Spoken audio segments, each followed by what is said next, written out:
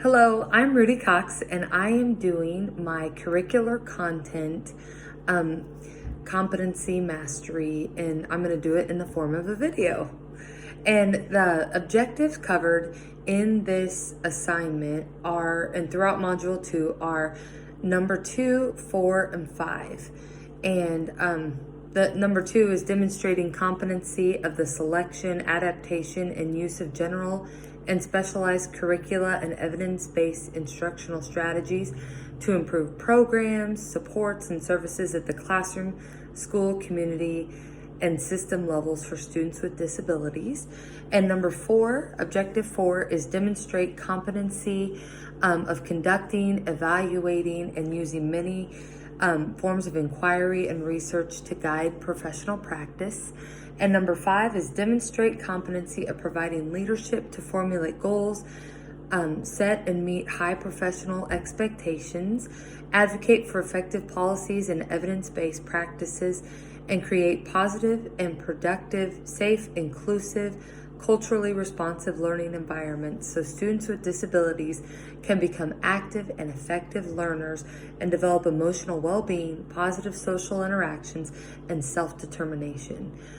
3 big words I take from there are evidence-based practices. I guess 3 ideas I take are evidence-based practices, advocate, inclusive, and the self-determination. And the assignments that I'm going to talk about, projects that I'm going to talk about, kind of focus on those 3 areas, those 3 objectives. So the first one, and this is under knowledge of content, is my intervention plan from the course Teaching Students with Mild to Moderate Disabilities, Education 62643. That was the class.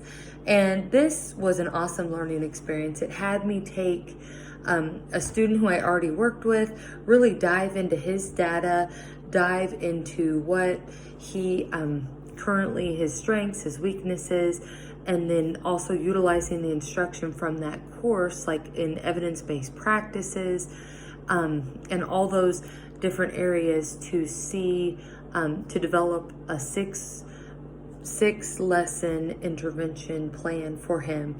I chose to do reading and writing of CVC words with digraphs, CVC words with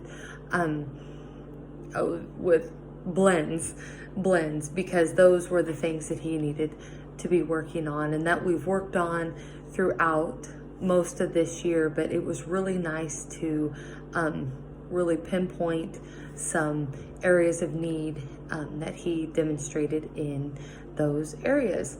And the next thing, some learning insights. It relates to all 3 of those objectives because, I used evidence-based practices. I had to adapt the general education curriculum because he is at a 4th grade level. So I took those standards and made them kind of match up as best as I could to what the skills that he needed to work on. And also, I really enjoyed some evidence-based practices during that time. I used multisensory structured language instruction and a linguistic approach, onset rhyme for and word families. So those were some neat things. And one thing that I really enjoyed during that was taking time to process, to reflect on that, on each lesson. And if something didn't go well, I researched a different evidence-based practice that could work better, or we did a different instructional strategy just to better meet his needs. If it didn't go well, it was scrapped. And so I needed to research different things there. And the next project is project 2. What do students with disabilities need? That was the project that I did it was a 2-part assignment in my Introduction to Teaching Students with Mild to Moderate Disabilities. And that's Education 62642 class. When I first saw the title of that class, Introduction to Students with Disabilities, mild to moderate disabilities, I thought, oh, I have this. I've been teaching for 13 years in the field of special education. I'm not going to learn anything new. I was blown away by that course, and it really set the tone for this whole master's program. And I really, it was nice to go back and reflect on things that I had done in that course. And the What Do Students with Disabilities Need project, it had me take this student whose name was Sammy and look at his weaknesses, his strengths, and then in all areas, cognitive, adaptive, academic, social, emotional, all those different areas, and have his strengths, his weaknesses, how he learns best, and also how it affects a lot of different areas. How does it affect him academically, socially, in the community, and for future? So it was really nice to make a table and have all those areas. And then the next thing it did, the second part, we got to really dive into the evidence-based practices, what accommodations he would need in the general education curriculum. And we didn't just put evidence-based practices, we researched the rationale behind each one. And we also listed technology, what materials we would need for the lessons, how it would be assessed, and then environmental recommendations. So that assignment really was beneficial to me, and it falls into all the course objectives, like researching evidence-based practices, setting goals. I'm going to scroll back up here to my things, demonstrating competency of conducting, evaluating, using inquiry to guide professional practice. Those evidence-based practices, we just couldn't list them. We needed to put the rationale behind each. And I still use that assignment to refer to for some of those evidence-based practices as well. And also, let's see, it's use of general and specialized curricula. And so also that falls into objective number 2. We researched how can we teach Sammy in the general classroom, but help him address those standards with getting accommodations, modifications to best meet those individualized needs. So that was a neat area. And for application, I utilized that What Works Clearinghouse. I had no idea about that place before this class started.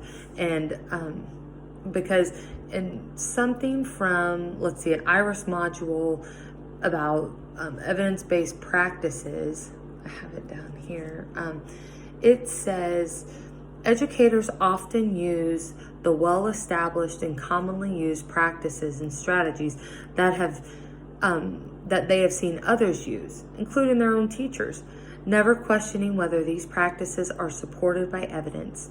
In fact, some of these practices have been shown to be ineffective or have no data to support them. And I have done that as well. You come into a job thinking, I'm going to just keep teaching. This has worked in the past, I'm going to still do this. But this course and these 2 assignments that I've listed really do make you step back and think, is my instruction quality? Is it evidence-based? Is it research-based? Or am I just following the footsteps of someone who has been down this path before? And I definitely want to apply these assignments and their objectives, the objectives that I talked about at the beginning of the video, in research and doing quality instruction, providing that quality instruction. The next thing is the applicability and importance to the field of special education.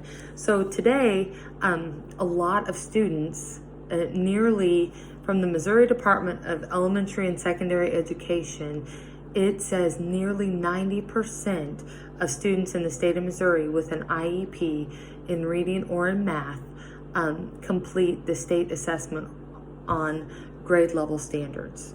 So, nearly 90% of students are doing that. So I have to research How can I make grade level content match up with IEP goals, match up with Common Core state standards? How can we provide the best education to students on IEPs without leaving them behind, but also thinking about how can I make them productive citizens in society as well? How can I make them be self-determined and, develop those very important skills as well?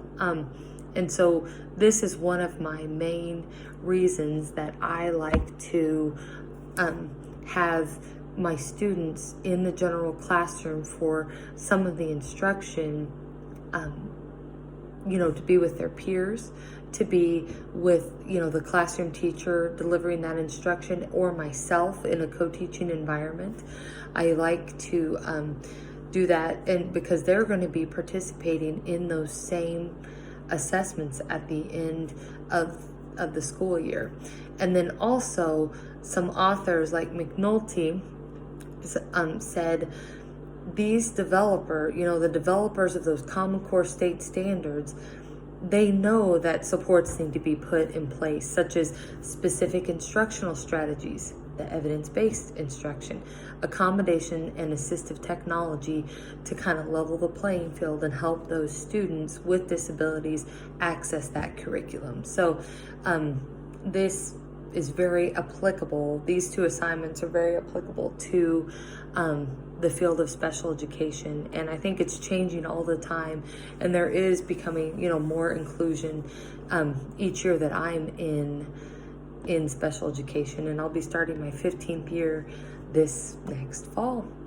And so let's see, a next one is just providing those evidence-based instructional strategies, and they do allow educators to maximize their use of time. Say a lot of times special education teachers, we have 20 minutes, 15 minutes, 30 minutes, we are like boom, boom, boom, boom, boom. And I like to get as much done as I can. And if I have those, instructional strategies ready to use, all my materials, I can just roll with that. And it helps, kind of help close those gaps between general education classroom and also the specialized services, specialized instruction that I do provide with my students. And also it's been I don't want to say an opinion or something, but a student's going out to the resource room for instruction. And some people can kind of have the opinion of, it's just going to be some fun and games. They're gonna, not get much covered.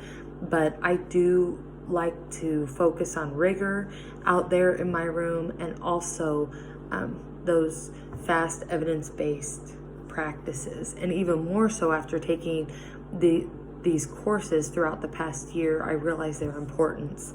Some guiding questions that I have is, how can we match the Common Core state standards to that student's individualized goals on his or her IEP? That is a hard question for me. I struggle with it yearly. I struggle with it on every IEP because I see the need that students have, but I also want to connect it to their, the Common Core state standards as much as I can. We do have a program, SPED track program. It's what we do our IEPs on. And there's a drop down list of all of those state standards that makes it easier to correlate. And so that kind of takes the guesswork out of it. But I really want to research how to correlate those better. And I'd like to do some professional development, like go to a school and talk with a teacher who does that well. And so that's a step I need to take in my career as well. And then the next question is, how can we provide more evidence-based practices in our special education curriculum, and how can we also take those, like when we co-teach with general education teachers as well. A lot of times we are teachers pay teacher people. I have a budget every year and I put like $300 on it. I'm very fortunate that, my school district can cover that cost, but I'm always researching which lessons which activities would fit into this lesson, which one would fit into this one. And so I think special education sometimes is kind of left out to dry with curriculum content. This next year, I am going to be going to do really great reading. I actually have a class this next Thursday about it, so I'm interested to learn that, and I want to see how it matches up with What Works Clearinghouse as well. So to see if I can get the most of my students out of that program. So that is another question I have. And I think just increased progress monitoring. I'm going to go back to that intervention plan, putting a practice in place and then reflecting on it right then and there, if possible, to see if that curriculum is working. Do we need to go in a different direction? And so on. The next thing are strengths and opportunities. I have really grown in the area of curriculum content throughout these classes, and how to adapt that general curriculum, how to research evidence-based practices. Like I said, What Works Clearinghouse was not even in my thinking before these courses. And also the word evidence-based practices, which I've said repeatedly throughout this video, but it was just 3 words to me. It was words to me before this class, and I would provide my students with instruction, but really this is zeroing in on what they need and seeing faster growth, I think, with those, using those EBPs. An area I would like to grow in is, correlating the IEPs with the Common Core State Standards in Missouri.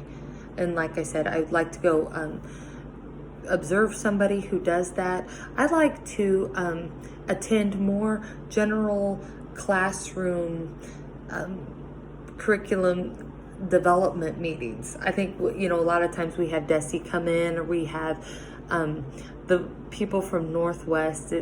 The word is like escaping my mind right now, but they come in and they talk with general education teachers, the teams, the 2nd grade team, the 3rd grade. And oftentimes special ed teachers is, well, this is paperwork time. But really, we need to be in on those meetings as well. And I know that administrators like to give us paperwork time, especially in the small school districts that, we have to do a lot of the whole special education process on our own. And so I did like that paperwork time, but I would like to be involved with curriculum and how to match state standards to IEP goals as well. And another thing is, I'm also going into the early childhood field, and I just researched what in the early childhood field, an evidence-based practice is defined as a decision-making process that integrates the best available research evidence with family and professional wisdom and values. And that's from the IRIS module from 2014 that had to do with evidence-based practices. And I love that module because it provides, birth to 3 EBPs, 3 to 5 EBPs, and so on. And with me going into the 3 to 5 age group, I'm excited to put some EBPs in place, that can help families, that can help preschool teachers, and I will also need some assistance in that area.